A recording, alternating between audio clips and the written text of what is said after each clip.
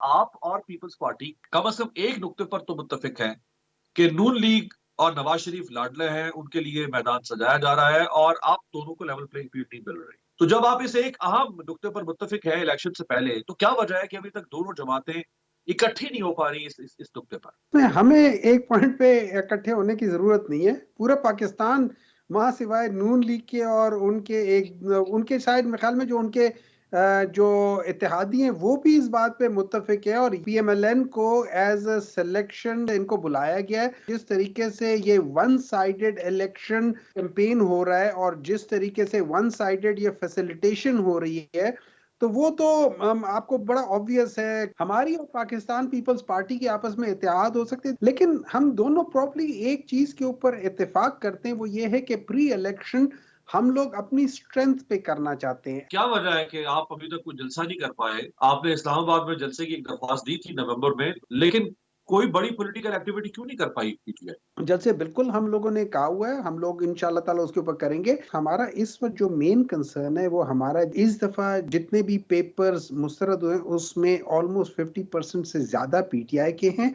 और पीटीआई के अपने जो टीयर 1 के या टीयर 2 के थे 90% उनमें से उन लोगों के पेपर मुस्तरद हो गए। तो ऑब्वियसली हमारे लिए वो इस वक्त प्रायोरिटी है कि वो कर ले, हम लोग अपने बल्ले का निशान को किसी तरीके से सेव कर ले, जो कि अभी तक तो है, लेकिन यू नेवर नो कि क्या होता है क्या नहीं होता है। तो इन दो चीजों के लिए हमारे लिए एक प्रायोरिटी है। पीटीआई सिंध में किसी पीपल्स पार्टी मुखालिफ अलायंस में जाएगी या बाकी मुल्क के हिस्सों की तरह सिंध में भी आप अपनी इंडिविजुअल हैसियत रखेंगे और पीपल्स पार्टी के खिलाफ और उस अलायंस के भी खिलाफ इलेक्शन कंटेस्ट करेंगे जो पीपल्स पार्टी के खिलाफ लड़ रही है? हम एज ए पॉलिटिकल पार्टी, एक हमारी सोच है, एक अवाम हमसे क्या एक्सपेक्ट करती है। अवाम ये समझती है कि हम इनमें से किसी भी पॉलिटिकल पार्टी के साथ इत्तेहाद ना करें। पाकिस्तान तहरीक इंसाफ के की आइडियोलॉजी के करीब अगर कोई दो जमातें हैं और उनकी वजह यह है कि ये लोग मिडिल क्लास, इनमें से एक सिग्निफिकेंट तादाद या पढ़े लिखे